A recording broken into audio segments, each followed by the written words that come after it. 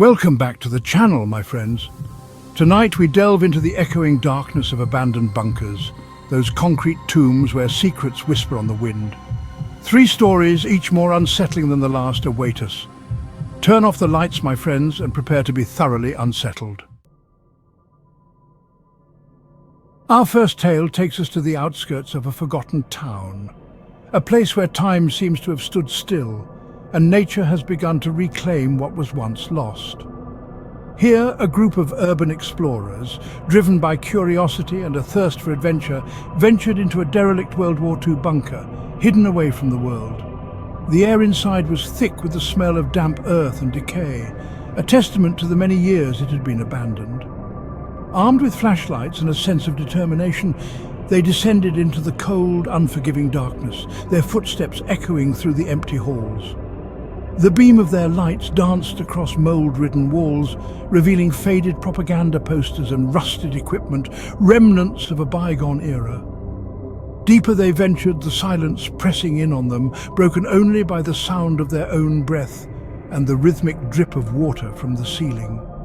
They came to a long, narrow corridor, the air heavy with an oppressive sense of dread, as if the walls themselves were closing in on them. It was there, at the far end of the corridor, bathed in the weak glow of their flashlights, that they saw him. A figure that seemed to materialize from the shadows. A tall, shadowy figure, clad in a tattered military uniform, stood before them, a silent sentinel from the past. He stood motionless, his back to them, as if guarding something within the impenetrable darkness, an eerie stillness surrounding him. One of the explorers, a young man named Jake, called out, his voice echoing eerily in the confined space. "Hello, is anyone there?" The figure didn't respond, remaining as still as a statue, an unsettling presence in the gloom. It simply stood there, unmoving, a spectre from a forgotten war, a ghostly reminder of the past. Jake, emboldened by curiosity and a sense of adventure, took a hesitant step forward, urging his friends to follow him into the unknown. As they cautiously approached the figure, the air grew noticeably colder, sending shivers down their spines and making their breath visible in the dim light. The hairs on the back of their necks stood on end, as if an unseen force was pressing down on them, a palpable sense of fear enveloping them. They were now just feet from the soldier, close enough to make out the intricate details of his uniform, the medals and insignias that told a story of bravery and sacrifice. Suddenly, the soldier turned. A collective gasp escaped the lips of the explorers, their hearts pounding in their chests. His face, shrouded in shadow, was impossible to make out, but they could feel his eyes boring into them, cold and lifeless. Terror surged through them, freezing them in place. They stumbled backward, their flashlights falling from their trembling hands, plunging them into absolute darkness, their only thought to escape. They burst out of the bunker into the cool night air, gasping for breath, their hearts still racing. They never went back, the memory of the shadowy soldier forever etched in their minds. Our next story takes us to the desolate plains of the American Midwest, where a sprawling network of Cold War-era bunkers lies forgotten, hidden beneath layers of history and neglect. It is here that a lone adventurer named Mark encountered something truly unsettling, something that would haunt him forever. Mark, a seasoned explorer with a penchant for the unknown, had heard whispers of this particular bunker system, rumors of strange occurrences and eerie sightings. Intrigued and driven by curiosity, he set off one weekend, armed with his trusty flashlight and a backpack full of supplies, ready for whatever he might find. He found the entrance concealed amidst a cluster of overgrown weeds and rusted barbed wire, almost as if nature itself was trying to keep it hidden. A shiver ran down his spine as he ducked under the crumbling concrete lintel and stepped inside, the air growing colder with each step. As his eyes adjusted to the dim light, he made out the familiar sight of concrete corridors stretching out before him, a maze of forgotten history.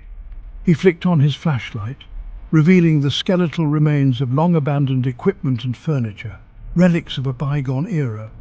He wandered through the labyrinthine corridors for what felt like hours, marveling at the sheer scale of the place and the eerie silence that enveloped him. He came to a large chamber, its ceiling crisscrossed with pipes and wires, a testament to the bunker's once vital role. It was then that he noticed it, a subtle change in the atmosphere.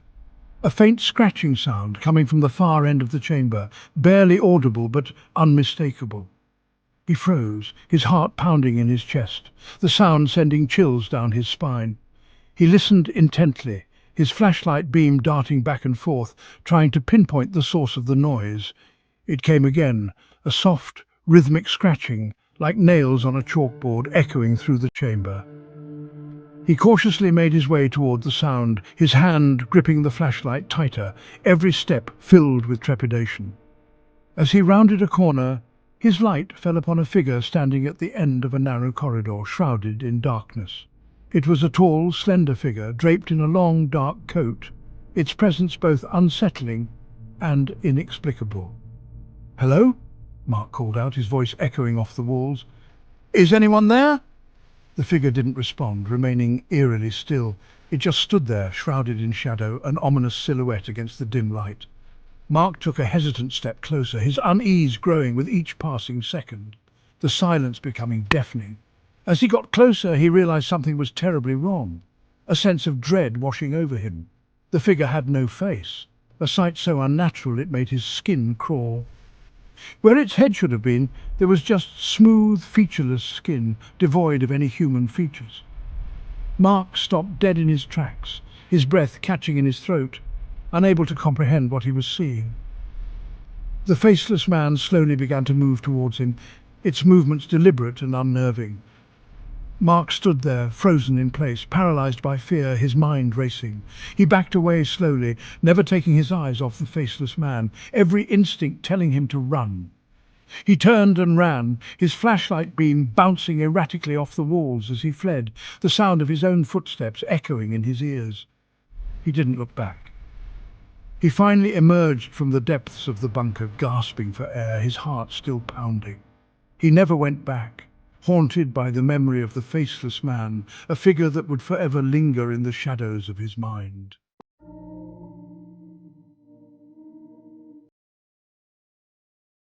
Chapter 3.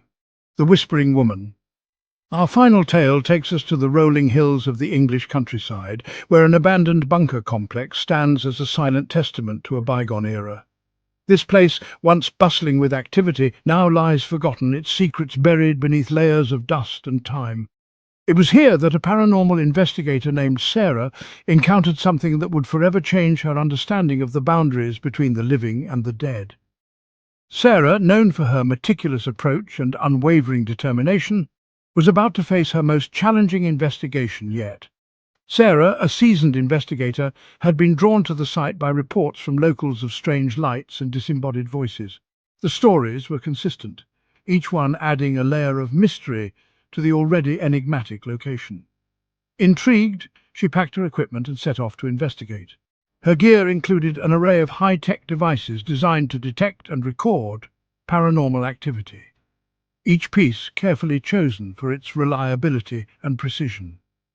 The bunker complex, shrouded in an eerie silence, seemed to loom over the landscape.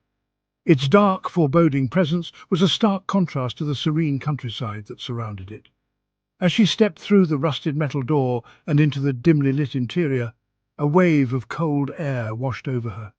The temperature drop was immediate and startling, a clear sign that she was not alone. The air was thick with the smell of damp earth and decay. The walls, once sturdy and imposing, were now crumbling and covered in mould, adding to the sense of abandonment and neglect. She made her way through a series of narrow corridors, her flashlight beam illuminating walls adorned with faded maps and charts. These remnants of the past hinted at the bunker's former purpose, a place of strategy and secrecy. As she ventured deeper into the heart of the bunker, she noticed a change in the atmosphere. The air grew colder and the silence became almost deafening, broken only by the occasional drip of water from the ceiling. The air grew heavy, charged with a palpable sense of dread. It was as if the very walls were watching her, waiting for her next move. The hairs on the back of her neck stood on end, and she couldn't shake the feeling that she was being watched. Every shadow seemed to move, every sound amplified in the oppressive silence. She reached a large central chamber, its high ceiling crisscrossed with pipes and wires. The room was vast and empty, yet it felt crowded with unseen presences. In the centre of the chamber stood a solitary chair, bathed in a single shaft of light. The chair, old and worn, seemed out of place, as if it had been deliberately positioned there. As she approached the chair, she heard it. A soft, ethereal whisper. The sound was faint but unmistakable, sending a chill down her spine. She froze, her heart pounding in her chest. The whispering continued, growing louder and more insistent. She recognized the voice as female, filled with a deep sorrow. The emotion in the voice was so intense that it brought tears to Sarah's eyes.